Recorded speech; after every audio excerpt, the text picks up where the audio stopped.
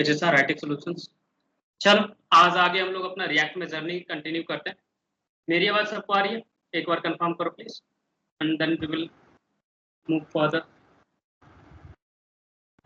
Yes sir. Clear है? कोई noise वगैरह नहीं है? आई होप सो।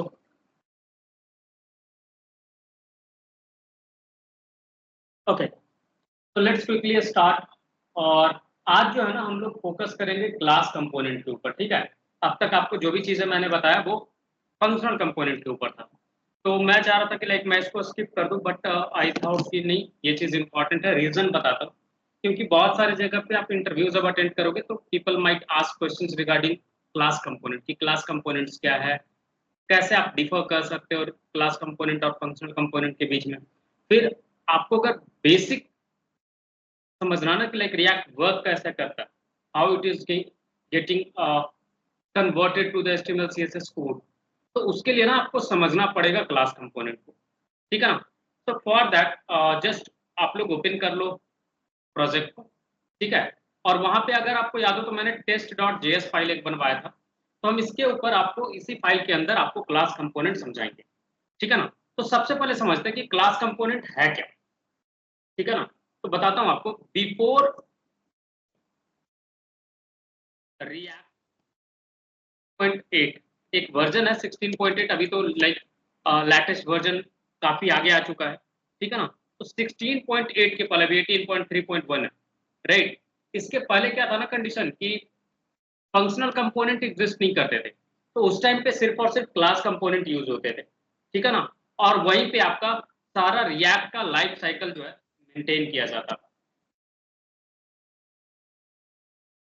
ठीक है ना? क्लास कंपोनेंट थे सिर्फ, और उसी के अंदर आप ट्रैक करते थे स्टेट को and their life cycle and life cycle of a component. अब लाइफ साइकिल क्या है कंपोनेंट का? अगर आपको बचपन का क्लासेस याद हो तो आपने बायोलॉजी के चैप्टर में मोस्टली पढ़ा होगा बटरफ्लाई का लाइफ साइकिल, प्लांट का लाइफ साइकिल, ह्यूमन का लाइफ साइकिल, राइट? मतलब जैसे आपसे पूछा जाए कि ह्यूमन का लाइफ साइकिल क्या है, तो पहले बचपन लाइक चाइल्डहुड होता है, फिर आप टीनेज में आते हो, टीनेज के बाद फिर आप लाइक एडल्टहुड में आते हो, फिर आप ओल्ड एज में जाते हो, एंड देन फिर death, right? Complete life cycle है, मतलब जन्म से लेकर के मृत्यु तक का पूरा चक्र कंप्लीट होता है। सिमिलर वे में हर कंपोनेंट का ना अपना एक लाइफ साइकिल है, मीन्स कहां से इनिशिएट होगा कहां पे जाके एंड करेगा, ये प्रॉपर एक लाइफ साइकिल, ठीक है ना? तो ये सारे लाइफ साइकिल और स्टेट को ट्रैक करना, स्टेट को ट्रैक करने का मतलब ये स्टेट के अंदर जो वैल्यू स्टोर्ड है वो चेंज हो रहा है, या उसमें कुछ ऐड हुआ, एडिट हुआ, अपडेट हुआ, कुछ भी हुआ, चेंज ही कहलाएगा, राइट? तो उसको भी ट्रैक कर पाते थे आप in class component easily, but उसका सिंटैक्स ना थोड़ा सा डिफिकल्ट होता था लोगों के लिए समझना पढ़ना। तो लाइक उसके बिहाफ पे फिर फंक्शनल कंपोनेंट आए, वो लिखने में आसान है, पढ़ने में आसान है, समझने में आसान है। बट जहां पे रिएक्ट को ना फंक्शनल कंपोनेंट यूज करने वक्त जब स्टेट मैनेज करना होता है तो फिर आपको हुक्स का नीड पड़ जाता है, ठीक है? एक्सटर्नल चीजें यूज करते हो, हुक्स यूज करते हो, तब जाकर के आप स्टेट मैनेज करते हो। बाय डिफॉल्ट उसके अंदर स्टेट मैनेज करने का कोई भी चीज प्रेजेंट नहीं है। Without hooks you can not manage state in React functional component. Clear है या कुछ कंफ्यूजन है? पहले ये बताओ, जो मैंने बताया उसमें कुछ कंफ्यूजन है तो बताओ। एनीवन? ठीक है ना? चल अब जो है रिएक्ट का लाइफ साइकिल समझेंगे कि लाइक रिएक्ट का लाइफ साइकिल चलता कैसे, राइट?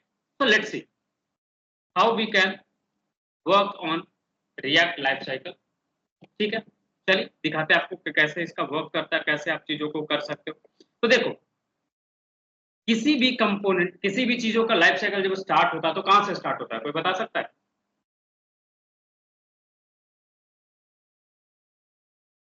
कहां से स्टार्ट होता है, बताओ तो सही। क्रिएशन। क्रिएशन से, राइट? उसके बाद इवैल्यूएशन या इवॉल्व बोल सकते हो, लाइक जब वो इवॉल्व करेगा, राइट? Yes sir. जब वो फाइनल स्टेज में होगा, लाइक एक तरीके से समझो तो जिसको आप बोल सकते हो एडल्टहुड, ह्यूमन लाइफ साइकिल में, राइट? मिड एज वाला सेगमेंट जहां पे आपके पास सबसे ज्यादा एनर्जी होता है, सबसे ज्यादा पोटेंशियल होता है, राइट, और फिर लास्ट में एंड की तरफ, राइट। तो सिमिलरली अगर आपसे कोई पूछे कि रिएक्ट का लाइफ साइकिल क्या है, ठीक है ना, तो सबसे पहले क्या होता है वो आप समझना। इसका स्टार्टिंग होता है आपका मल्टी लाइन कमेंट से, मैं स्टार्ट कर लेता हूं सो दैट कि लाइक मैं कंटिन्यूअस लिख सकूं। ऑलराइट, तो ये स्टार्ट होता है बर्थ से, और बर्थ इसका कैसे होगा, तो कंस्ट्रक्टर के थ्रू। किसके थ्रू कंस्ट्रक्ट होगा ये बताओ।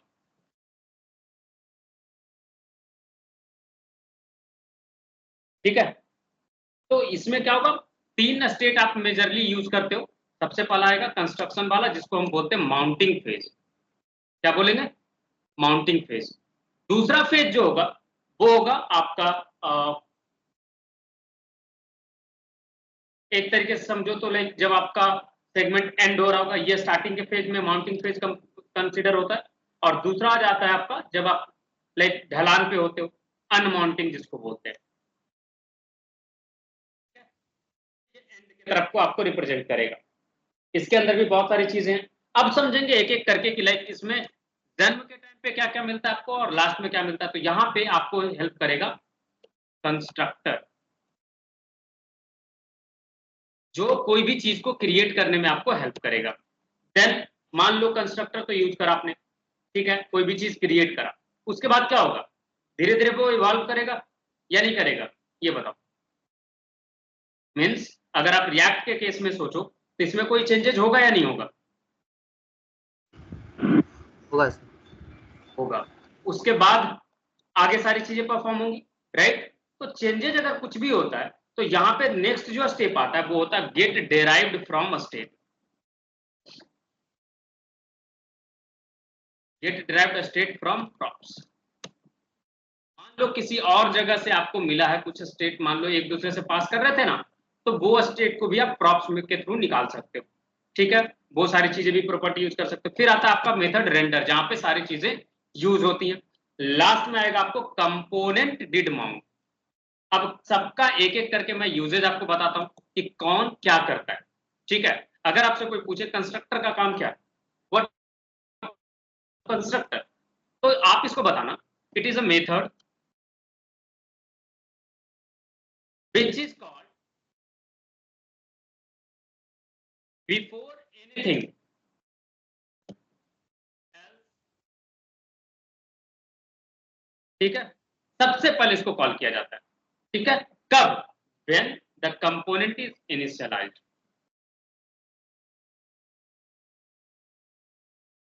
मीन्स कंपोनेंट जब स्टार्ट हो, यहां से स्टार्ट होता है ना, जहां पे इनिशियलाइज करते हो, तो वहीं पे टॉप ऑफ द सेगमेंट में ये चीज स्टार्ट हो जाता है, राइट। सबसे पहले इसको कॉल किया जाता है। और एक चीज और याद रखना, इनिशियलाइज के तो साथ साथ है ही, साथ ही साथ इसको सबसे टॉप पे रखा जाता है। And it is the natural place the initial state. अगर आप कंसिडर करो और याद करो थोड़ा सा पीछे, जो आपको बताया था स्टेट वगैरह बनवाया था यूज स्टेट वगैरह करके, तो अगर आपको याद हो तो यहाँ पे सबसे टॉप ऑफ द कंपोनेंट जहां से स्टार्ट हुआ, सबसे टॉप पे आपने स्टेट को इनिशियलाइज करा था या नहीं करा, करा था या नहीं करा था, ये बताओ, कुछ तो बोलो। Yes sir. राइट, तो ये जो चीज है ना कि टॉप ऑफ द सेगमेंट में इनिशियलाइज किया जाता है, ये इससे डेराइव हुआ है, क्लास कंपोनेंट से डेराइव हुआ, ना कि फंक्शनल कंपोनेंट से क्लास कंपोनेंट डेराइव हुआ। ठीक है, क्लियर है। ये क्या होगा, कंस्ट्रक्टर का काम क्या है, ये एक ऐसा मेथड है जो सबसे पहले यूज में आता है जब भी आप कोई भी कंपोनेंट इनिशियलाइज करते हो। तो कोई भी स्टेट को क्रिएट करने के लिए या उसको इनिशियलाइज करने के लिए सबसे पहले टॉप ऑफ द कंपोनेंट में आप इसको यूज करते हो। ठीक है, चलो आपने कंपोनेंट अपना क्रिएट किया, हो सकता है कि आपको किसी और जगह से भी स्टेट मिला हो सकता है, नहीं हो सकता। और एक यस चीज याद रखना, ये हमेशा प्रॉप्स के साथ कॉल किया जाता है। ठीक है, ये चीज भी याद रखना, it is being called with the props as an argument. ठीक है। अब इसमें क्या होता है मैं बताऊंगा आपको, जब क्लास कंपोनेंट क्रिएट करूंगा ना तो वहां पे आपको दिखाऊंगा, ठीक है ना। एंड वी शुड ऑलवेज इस चीज का ध्यान रखना, स्टार्ट बाय कॉलिंग इट।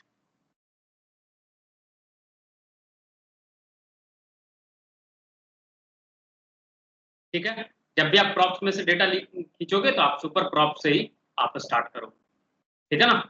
अगर आपको याद हो, जावा अगर किसी ने पढ़ा होगा या फिर किसी भी ऑब्जेक्ट ओरिएंटेड प्रोग्रामिंग पढ़ा होगा, या पाइथन में भी जब आपको मैं बताया था, आपको अगर याद हो, रिमाइंड कर पा रहे हो, तो जब भी आपको वहां पे इनहेरिटेंस एक प्रॉपर्टी बताया था, याद आ रहा है कुछ?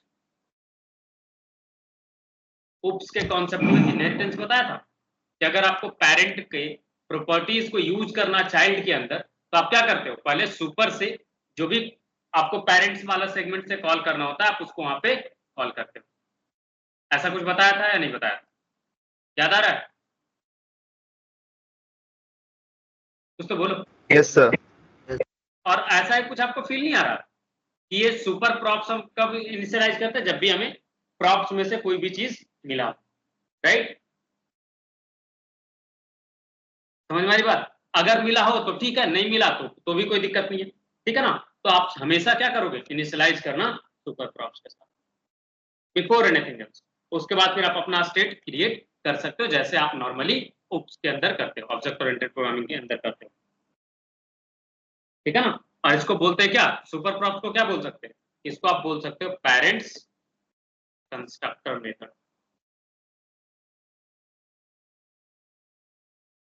राइट? बोल सकते हैं, नहीं बोल सकते? Yes sir. बोलते हैं ऐसा, ऐसा क्यों बोलते हैं? अगर आपसे कोई पूछे why we call it parents constructor method, उसका सिंपल सा रीजन ये है, बिकॉज इट हेल्प्स अस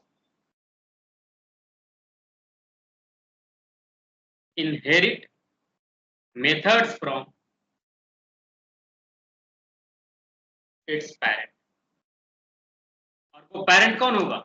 जब भी आप क्लास कंपोनेंट क्रिएट करते हो। अच्छा, इसको मैं रिमूव कर दूं तो कोई दिक्कत? किसी को कोई आपत्ति? क्योंकि इसमें ऐसा कुछ है सच तो बताया नहीं कि लाइक जो रिक्वायर्ड है, या रहने देता हूं, हटाओ, मैं कमेंट कर देता हूं। चलो एक फंक्शनल क्लास कंपोनेंट बनाते हैं, या क्लास कंपोनेंट। देखो, अगर आप देखो तो पहले आपने एक क्लास क्रिएट करा ऐप, राइट, एक्सटेंड कंपोनेंट। और एक्सटेंड कीवर्ड किसके लिए यूज होता है ये बताओ? अगर आपको उप्स का थोड़ा भी याद आ रहा हो, तो एक्सटेंड के बाद आप क्या पास करते थे? आप अपने पेरेंट क्लास का नेम पास करते थे। याद आ रहा कुछ या नहीं आ रहा? कुछ तो बोलो। Yes sir. राइट, तो आप देखो, अगर तो उप्स का जो आपने कॉन्सेप्ट पढ़ा था, एग्जैक्टली सेम चीज है या नहीं है? क्या कर रहे हो आप? आपका पेरेंट कौन है? रिएक्ट है ना, उसी के अंदर से कंपोनेंट को कॉल किया ना जी। तो रिएक्ट में से जब हम अगर यहाँ पे कंस्ट्रक्टर यूज करते हैं, सपोज मुझे यूज करना है स्टेट, तो मैं क्या यूज करूंगा? कंस्ट्रक्टर। और क्या बोला था? प्रॉप्स इसको एज पैरामीटर पास करना, और इस तरीके से आप यूज करना। और कहा? टॉप ऑफ द कंपोनेंट, अगर याद हो आपको तो, राइट, यही बताया था ना। And you will always initialise it with super. इससे क्या होगा? ये रिएक्ट जो पेरेंट है आपका, उसका सारा प्रॉपर्टीज जो भी आपको यूज करना है वो इनहेरिट हो जाएगा यहाँ पे। होगा या नहीं होगा ये बताओ?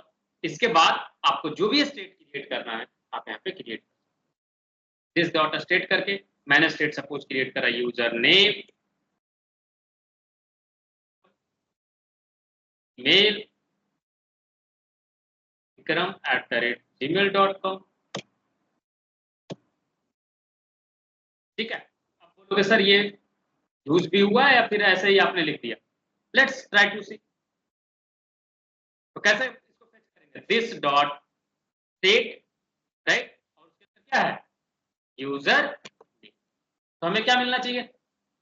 विक्रम मिलना चाहिए या नहीं मिलना चाहिए? किसी को दिख रहा है यहाँ पे क्या है?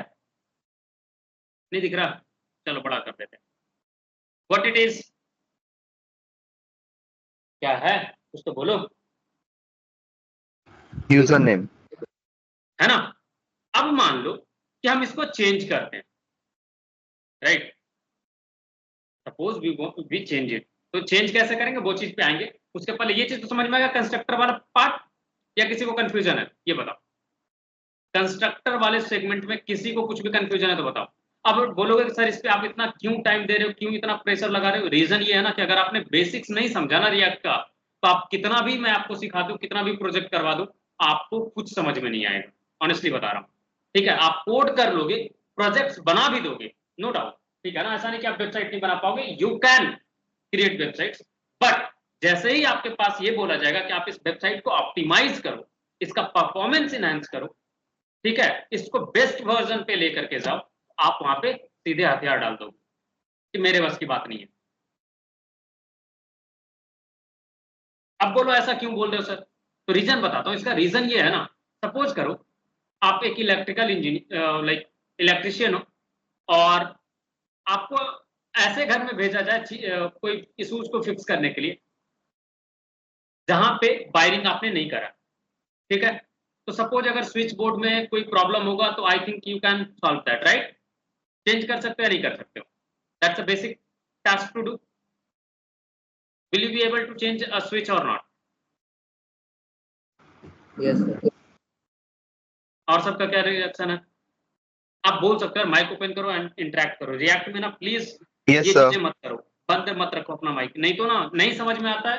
प्लीज आप पूछो, क्योंकि रिएक्ट काफी इंपॉर्टेंट स्किल्स है, ठीक है ना। आप जब इंडस्ट्री में एंटर करोगे ना तो आपको समझ में आएगा कि ये कितना इंपॉर्टेंट स्किल्स है जो आप मिस कर रहे हो, ठीक है ना। आइदर आप जावा से बैक एंड डेवलपमेंट करो या जावा स्क्रिप्ट के थ्रू करो, doesn't matter, React will always be there. और रिएक्ट अगर आप नहीं समझते हो ना, तो आगे एंगुलर जेएस, नेक्स्ट जेएस, ये सारी चीजें जब आप पढ़ने बैठोगे ना तो आपको कुछ समझ में नहीं आएगा, ठीक है ना। तो आई वुड रिक्वेस्ट कि आप प्लीज इस चीज को फोकस करो, और क्लास कंपोनेंट समझना ना काफी इंपॉर्टेंट है, ठीक है। जब तक आप क्लास कंपोनेंट को नहीं समझोगे, रिएक्ट को नहीं समझ पाओगे, ठीक है ना। तो स्विच बोर्ड में स्विच आप चेंज कर दोगे, राइट? सुमन ने भी एग्री करा, विक्रम ने भी एग्री करा, और कितने लोग एग्री कर रहे हो? एटलीस्ट हैंड रेज तो कर सकते हो।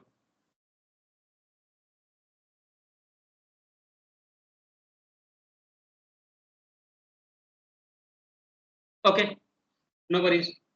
अब सोचो कि लाइट में कहीं लाइक इंटरनल कुछ फॉल्ट है, समवेयर इनसाइड द वायरिंग, ठीक है। तो क्या आप उसको छेड़ने जाओगे? अगर आप थोड़े से लाइक मेंटली स्ट्रांग हो तो हो सकता है कि आप उस चीज को attempt low, but in general case mostly you guys will deny that, right? कि मुझे नहीं पता इसका, मैं इसको नहीं छेड़ने वाला, कुछ और बिगड़ गया तो लफड़ा हो जाएगा, राइट? ऐसा कुछ सिनेरियो होगा या नहीं होगा? Yes sir. Yes, sir. ऐसा क्यों? वही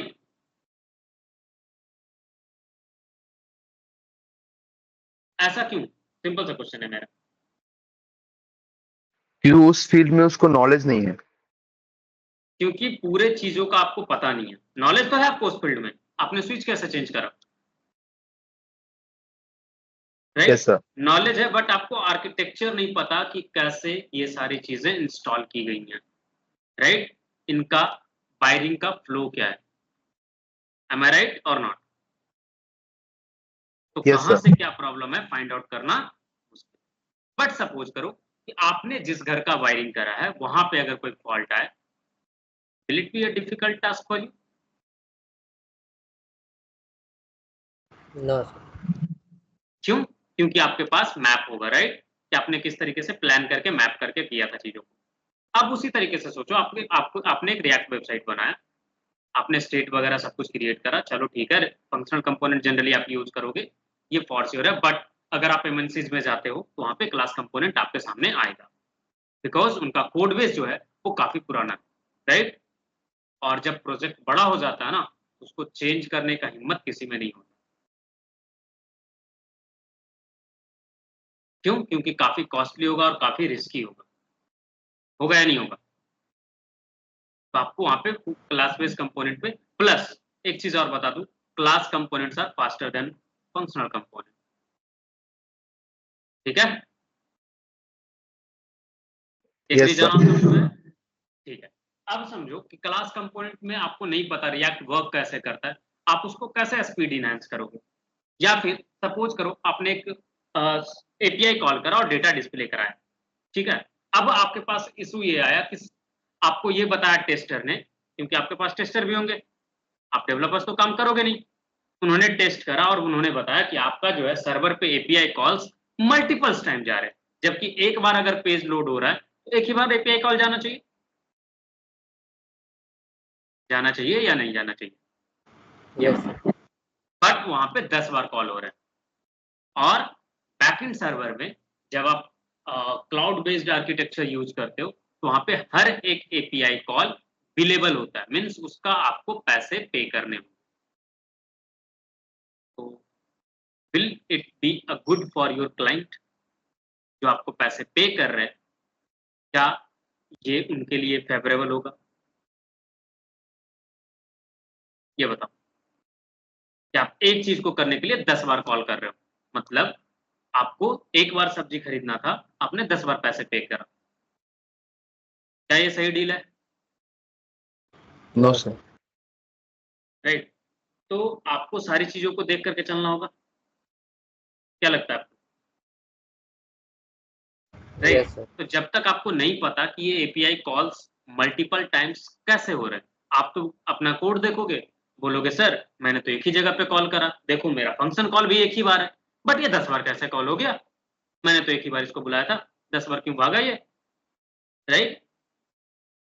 अब यहाँ पे साउंड का इको तो चल नहीं रहा कि आप एक बार आपने बोला, इको में 9 बार और हो गया। राइट, समझ रहे हो problem? Yes sir. Yes sir. तो क्यों समझना है इसको, ये समझो, ठीक है ना? ये वर्क का एक वर्चुअल डॉम को चेंज करता है। अब डॉम क्या? Document object module. Document object module क्या है?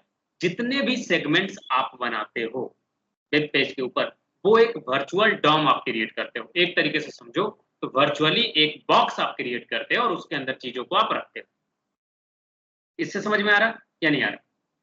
एक वेब पेज पे आपके पास हेडर होता है, फुटर होता है, बीच में कंटेंट्स होते हैं, कंटेंट के मल्टीपल सेगमेंट्स होते हैं, उसके अंदर भी आपका कार्ड्स होता है, बटन्स होता है, टाइटल होता है, टेक्स्ट होता है, बहुत सारी चीजें होती है नहीं होती?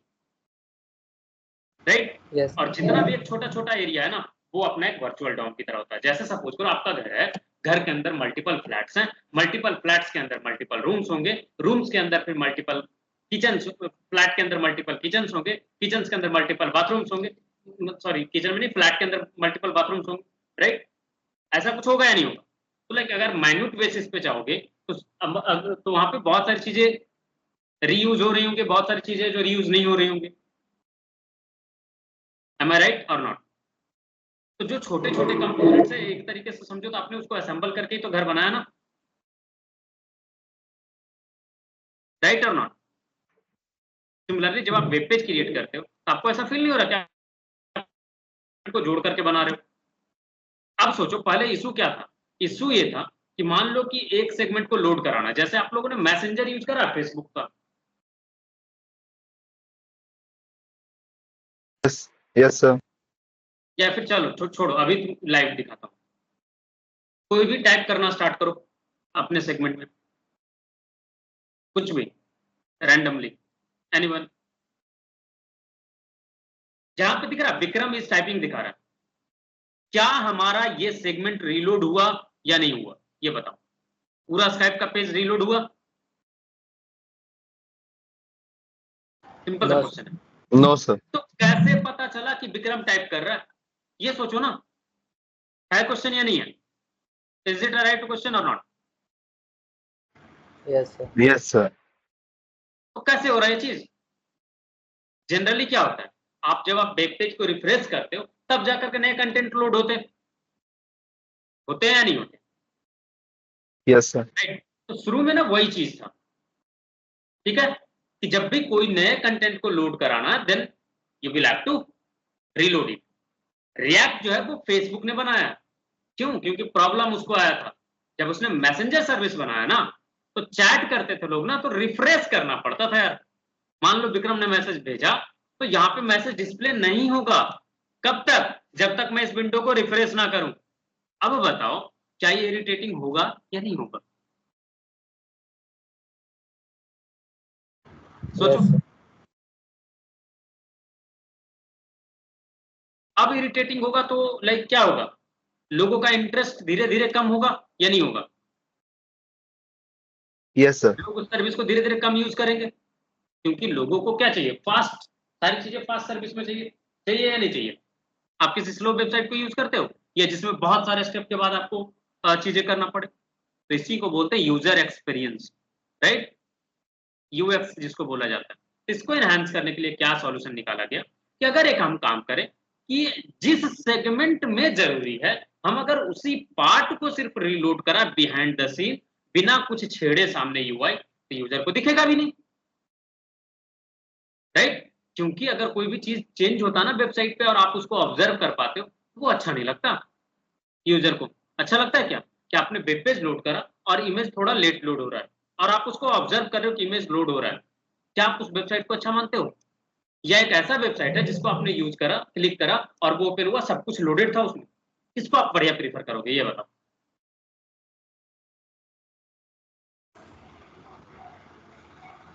जो अच्छे से लोड हो, अच्छे से लोडेड हो। ऐसा क्यों? क्योंकि वो एक्सपीरियंस अच्छा दे रहा है, राइट? आपको कोई भी चेंजेस होता हुआ लेआउट शिफ्ट नहीं दिख रहा है, राइट? जिसको हम लोग एलएस बोलते हैं in simple term, layout shift, ठीक है? वो ऑब्जर्व नहीं हो रहा, क्लियर है? तो अभी आप सिर्फ ना वेबसाइट बनाने से काम नहीं हो जाता यार, बहुत सारी चीजें हैं ना जो बिहाइंड द सीन है और उसको समझना जरूरी है, ठीक है ना?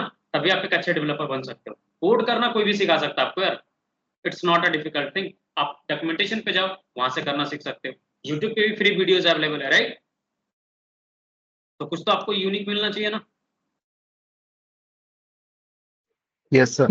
समझ में आ रहा है चीजें? अब सोचो कि अगर इस चैट सेगमेंट को सिर्फ लोड करना है और सोचो कि ऊपर से पूरा पेज लोड हो जाए, मतलब पूरा सेगमेंट लोड हो जाए, कि जो ऊपर चैट वगैरह दिख रहा है ना, कॉल एंडेड वाला, कॉल स्टार्टेड वाला, ओके सर, तो भी आपको अजीब लगेगा कि यार बार बार ये पेज, ये वाला सेगमेंट रीलोड हो रहा है।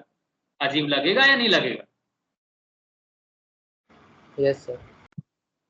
तो अगर हम ये स्टेट बना ले और एरे रख ले कि जितना चैट है वो एरे के अंदर आता जाएगा, और जैसे ही उस एरे में नया ऐड हो वैसे ही यहाँ पे मैसेज डिस्प्ले हो जाए, तो कोई दिक्कत? अगर कोई डिलीट करता अपना चैट तो वहां से एरे में से निकल जाए, तो यहाँ से वो भी हट जाए। तो बिहाइंड द सीन अगर ये चीज चुपके चुपके हो जाए तो किसी को कोई आपत्ति होगा क्या? मजा आएगा। अब बोलोगे सर टाइपिंग वाला कैसे दिखाता है? अगर मान लो जैसे ही इसमें इवेंट ये किया जाए ऑन चेंज या ऑन फोकस, ये सब क्या है? इवेंट है, राइट? मैंने इवेंट के बारे में जिक्र करा था, रिएक्ट इवेंट, राइट? तो ये सब क्या है? इवेंट है। कोई भी चीज जो आप कर रहे हो वेबसाइट के ऊपर वो क्या कहलाता है? इवेंट कहलाता है, राइट? तो जैसे ही आपने इनपुट फील्ड के अंदर फोकस में डाला, वैसे ही एक स्टेट ट्रिगर हुआ कि कौन सा लॉग्ड इन यूजर जो है वो ऑन फोकस आया, और उस एरे में उसका नाम आ जाएगा। अभी विक्रम इस टाइपिंग दिखा रहा है, सुमन आप भी अपना कर्सर ले जाओ टाइप मैसेज वाले सेगमेंट में। अब देखो विक्रम और सुमन दोनों का नाम दिखाएगा। सुमन आप टाइप कर रहे हो, कुछ टाइप करो एबीसी, देखो क्या आया?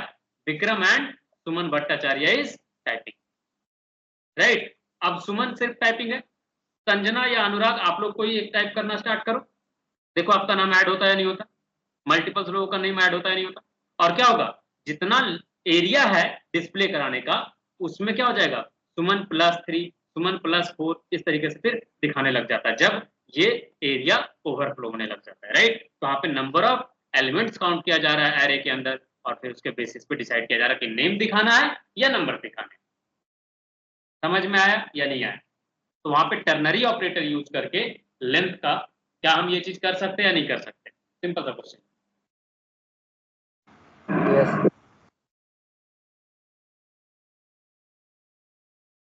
ठीक है? तो ये डॉम कहलाता है, ये जो सेगमेंट है ना, इसी को वर्चुअल डॉम बोलते हैं। अब क्या है कि डॉम के अंदर कोई भी चेंजेस होता है तो वो वहां पे रेंडर करता है, एक डॉम को रेंडर करता है, ठीक है ना? तो कभी कभी क्या होता है कि जैसे ही आप कोई चीज इस तरीके से सेट कर देते हो कि रेंडर होने पे वो चीज ट्रिगर कर जाएगा कि अगर पूरे पेज के अंदर कोई भी एक डॉम रेंडर किया तो वो चेंज हो जाएगा, तो फिर दिक्कत हो जाता है। तभी आपका एक एपीआई कल 10 बार कॉल हो जाता है। तो वहां पे आपको बताना होता है डिपेंडेंसी। डिपेंडेंसी मीन्स ये किसके ऊपर डिपेंडेंट है भाई साहब? ये जो डेटा को कॉल करना पेज लोड होते के साथ ठीक है, लेकिन कब? एक तो आप जैसे पेज लोड हो रहा है उस वक्त, दूसरा होता है dependency array. Dependency array functional component में यूज करते हैं, क्यों? ताकि आप उसको ये बता सको कि किस किस ऑब्जेक्ट मॉड्यूल के अंदर या किस किस स्टेट के अंदर अगर कुछ चेंजेज हो तब रेंडर वापस से करना या तब वापस से कॉल करना। समझ रहे हो? तो ये सारी चीजें जो है वो काम में आता है। चलो आगे समझते हैं। जहां तक किसी को कोई दिक्कत कोई परेशानी है तो बताओ। ये चीज समझ में आया या नहीं आया? Yes sir. चलो अब समझते हैं कि get derived state from props है क्या। ठीक है ना? ये मेथड है, it is a method which is called right before rendering the elements in the document object module जिसको बोलते हैं। ठीक है ना? कोई दिक्कत? जो प्रॉप्स रिएक्ट वाला प्रॉप्स हम यूज कर रहे हैं उसमें से स्टेट को डिराइव करके निकालना, और इसको आप तब यूज करते हो जब आपको रेंडर कराना एलिमेंट को उसके जस्ट पर। ठीक है ना? और इसको आप ये भी बोल सकते हो, दिस इज नेचुरल स्टेट या place the state object based on initial props. ऐसे क्या होगा? ये सेट हो जाएगा। जैसे मान लो कि आपको क्रिएट करना, कोई प्रॉप्स वगैरह यूज करना है, तो आप क्या करोगे? आप वहां पे चीजों को यूज करोगे। अच्छा एक चीज और, अब बोलोगे सर यहाँ पे तो डायरेक्टली आपने यूज करा था, अगर यहाँ पे आपको याद हो, यहाँ पे तो हमने get derived state from props नहीं करा था, जस्ट हमने डायरेक्टली यूज कर लिया था। करा था या नहीं करा था? तो क्या काम इसका? Right, why we need this? Like हमें स्टेट को इनिशियलाइज करना तो इसका जरूरत पड़ेगा, ऐसा क्यों? देखो, आप वो चीज कर सकते हो, नो डाउट, ठीक है ना, बट बेहतर क्या होता है कि आप इसको बता दोगे, कंस्ट्रक्टर को हेल्प कर दोगे, तो थोड़ा सा फायदा क्या रहेगा जो आपको बताते हैं। इससे क्या हो जाएगा ना कि इसमें आप चेंजेस नहीं कर पाओगे। मान लो आपने बताया कि ये स्टैटिक, आप इसमें चेंजेस नहीं कर पाओगे। ठीक है, static get derived get from props, और ये कहाँ पे कॉल करते हैं हम लोग? कंस्ट्रक्टर के अंदर ही। ठीक है ना? सॉरी, कंस्ट्रक्टर के अंदर नहीं, कंस्ट्रक्टर के बाहर करना, मैं गलत जगह पे कॉल कर रहा हूँ। कंस्ट्रक्टर खत्म होगा उसके जस्ट नीचे, ठीक है ना, कहीं और नहीं। और ये क्या होगा? यहाँ पे आप पास करोगे प्रॉप्स, और प्रॉप्स क्या है? तो रिएक्ट वाला ये सेगमेंट है, ठीक है ना। और यहाँ पे आपको जो भी चीज रिटर्न करना आप यहाँ से रिटर्न, जैसे मैंने रिटर्न करा यहाँ पे यूजर नेम, और यहाँ पे यूजर नेम में मैं पास कर रहा हूँ प्रॉप्स डॉट, जो भी आप चीजें सेट करना चाहो वो आप सेट कर, ठीक है ना। तो जैसे आप यहाँ पे पास करते हो सपोज यूजर, ठीक है, प्रॉप्स डॉट यूजर करके, तो आप यहाँ पे this dot state dot user name करोगे तो आपको यूजर नेम ही मिलेगा, ठीक है, विदाउट एनी इशू। लेकिन जब आप इसको यूज करना चाहो कि लाइक कहीं पे कि कोई भी चीज आप पास करो और वो चीज फिर यूज में आए, ठीक है ना, तो फिर आप उस चीज को यूज कर सकते हो। जैसे मैं यहाँ पे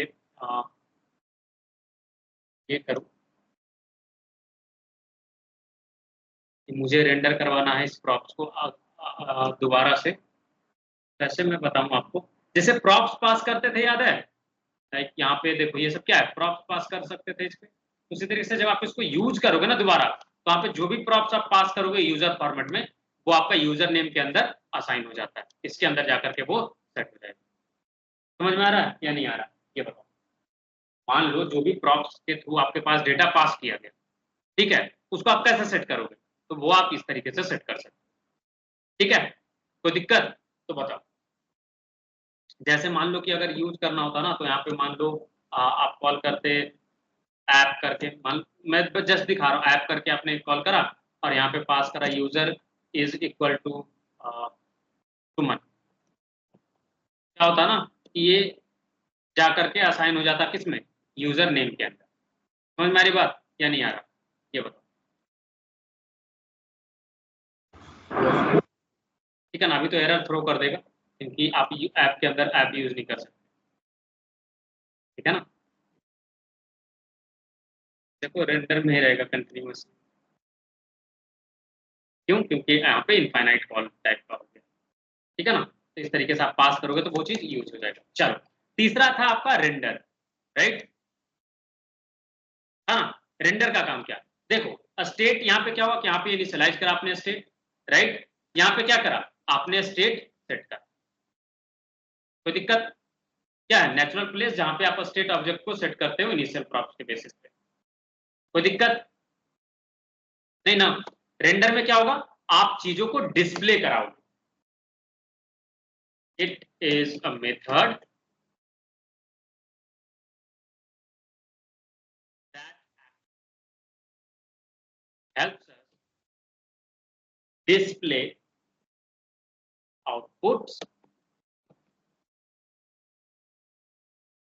in the form of HTML। कोई कंफ्यूजन, कोई दिक्कत, कोई परेशानी यहां तक में तो बताओ, एनीवन, कुछ तो बोलो, नहीं, चल अच्छी। अब भाई ये कंपोनेंट डिड माउंट क्या है, राइट, इसका क्या राज है, देखो कंपोनेंट डिड माउंट ये वो हिस्सा है ना जो आपको हेल्प करेगा कोई भी चीज को एग्जीक्यूट करने में, कब, जब आपका पेज लोड हो जाए, मतलब जैसे होता है ना कि जैसे ही पेज लोड हो वैसे ही एपीआई कॉल करना है, या फिर जैसे ही पेज लोड हो वैसे ही एक पॉपअप दिखाना, समझ रहे हो। बहुत सारे वेबसाइट पे होता है कि जैसे आपका पेज लोड होता है एक पॉपअप फटाक से आ जाता है सामने, आता है, यूज करा ही होगा, इरिटेटिंग वेबसाइट जो होते हैं, कुछ तो बोलो। Yes, sir. Method which is being called just after the component, अभी आपको दिखाते हैं सर, टेंशन मत लो, is render, ठीक है। अब यहाँ पे हम करते हैं वो चीज है, देखो कैसे काम करता है, कहाँ पे रखना है, इसके नीचे रखना, ठीक है। रेंडर मेथड के जस्ट ऊपर रखा जाता है, कहाँ पे रखोगे, रेंडर मेथड के जस्ट ऊपर इसको रखना हमेशा। कैसे यूज करोगे, तो कंपोनेंट डिड नॉट कैच, ठीक है। और ये कॉल बैक फंक्शन की तरह नहीं काम करता है, यहाँ पे नॉर्मल होता है, ठीक है। जैसे आपको अगर याद हो फंक्शनल कंपोनेंट में क्या था, ये एक कॉल बैक फंक्शन एक्सपेक्ट करता था और उसको यूज इफेक्ट हुक, याद आ रहा है, यूज इफेक्ट हुक से वो चीज करते थे, बट यहाँ पे उस चीज का नीड नहीं है। जैसे मैंने सेट करा कि अगर 5 सेकंड हो जाए ना तो ये पॉपअप आ जाए, तो सेट टाइम आउट फंक्शन से हम वो चीज सेट कर सकते हैं, राइट। और इसको एक चाहिए होता है कॉल बैक फंक्शन, कि करना क्या है भाई, तो मैंने इसको बोला भाई साहब तुम एक अलर्ट शो कर देना, भाई 5 सेकंड हो गए,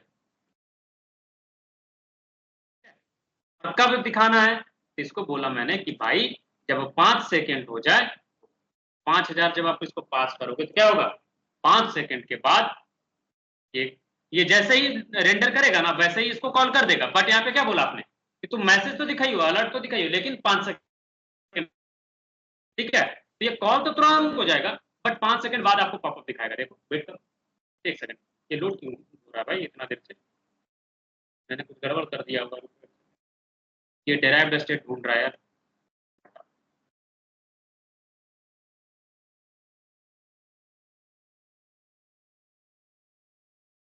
मिनट, सर्वर रीस्टार्ट करने को ये परेशान हो गया बेचारा, 2 मिनट रुक जाओ। ये चीज समझ में आया नहीं आया, ये बताओ कंपोनेंट डिड माउंट का क्या यूज करेंगे, किसी को कोई दिक्कत है तो बताओ।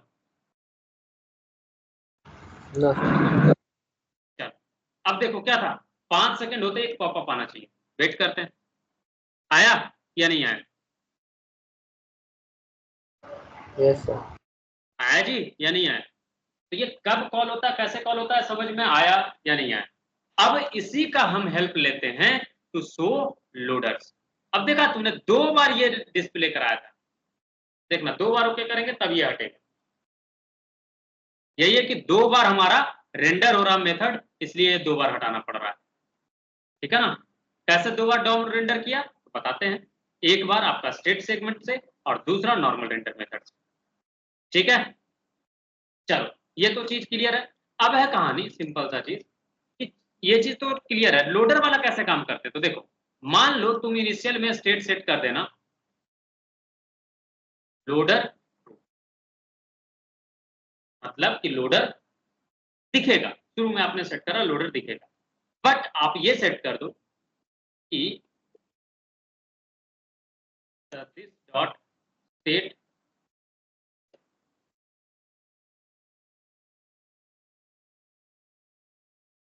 यहाँ पे आप सेट स्टेट करके स्टेट को अपडेट कर सकते हो, राइट। तो स्टेट वाला सेगमेंट से आप चीज को अपडेट कर देना, जैसे मैं यहाँ पे अपडेट कर रहा हूँ किसको, लोडर को फॉल्स। क्या अपडेट किया लोडर को, कब अपडेट किया, 5 सेकंड होने के बाद। और यहाँ पे मैं ना इसको स्टेट जस्ट आपको लोड करवा दे रहा हूँ, दिस डॉट स्टेट डॉट, आपको ट्रू दिखाएगा और 5 सेकंड बाद देखना वो फॉल्स हो जाएगा। दोबारा से रेंडर कराने, 1 सेकंड, ट्रू वाला सेगमेंट,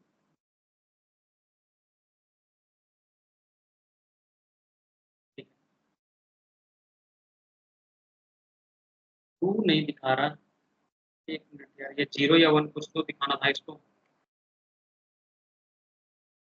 सेकंड। ये ऐसा क्यों हो रहा है, लेट मी चेक कि रेंडर हो भी रहा है नहीं हो रहा। विक्रम वाला सेगमेंट ये है, ओके, विक्रम के बाद नहीं आ रहा है, alright, let me modify the script.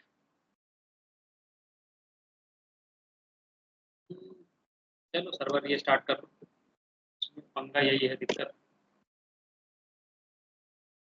फटाफट हो जा।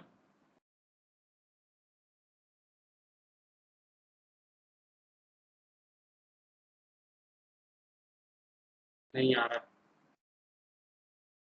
ये ट्रू है ना, सिर्फ इसलिए नहीं आ रहा। मैं यहाँ पे सेट कर देता हूँ ट्रू, टेक्स्ट के फॉर्मेट में, नॉट लाइक दिस, अब तो सही रहेगा, राइट। बुलियन को वो दिखा नहीं रहा था, देखो ट्रू है, जैसे ही लोड करना ट्रू रहेगा, 5 सेकंड बाद देखना ये फॉल्स हो जाएगा।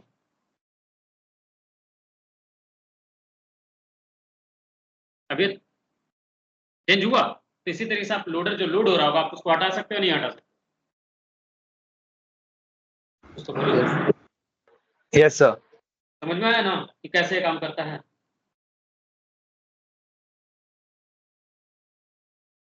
चलो आज के लिए इतना ही रखते हैं, अनमाउंटिंग वाला जो सेगमेंट है कल बताएंगे, ठीक है ना। स्टेट चेंज कैसे करते हैं वो तो आपको बता दिया, दिस डॉट सेट स्टेट से फिर जो प्रॉपर्टी सेट करना वो वैल्यू पास कर देना, वो सेट हो जाता है, ठीक है ना। अनमाउंटिंग वाला फेज जो है कैसे अनमाउंट करते हैं वो चीज कल बताएंगे, ठीक है, चलेगा। ओके एक सर। दिन में ओवर डाइजेस्ट हो जाएगा, ऑलराइट। कुछ नया सीखे या नहीं सीखे, yes sir. Okay, alright guys, thank you for joining, see you guys tomorrow. फटाफट ना 2-3 क्लास और लगेगा थ्योरी बताने में, एक बार मैं चाहता हूँ कि थ्योरी आपको पढ़ा दूं, उसके बाद फिर हम लोग प्रोजेक्ट स्टार्ट कर लेंगे, ठीक है ना। और ब्लॉगिंग वेबसाइट बनाएंगे जिसका बैकएंड भी हम लोग बनाएंगे और दोनों को सर्वर पे भी डिप्लॉय करेंगे, ठीक है। फ्रंट एंड को ऑन फायरबेस जो कि गूगल का सर्विस प्रोवाइडिंग है, और रेंडर करके एक सर्विस प्रोवाइडर है जहां पे हम लोग बैकएंड डिप्लॉय करेंगे, ठीक है ना। Alright guys, thank you for joining, see you guys.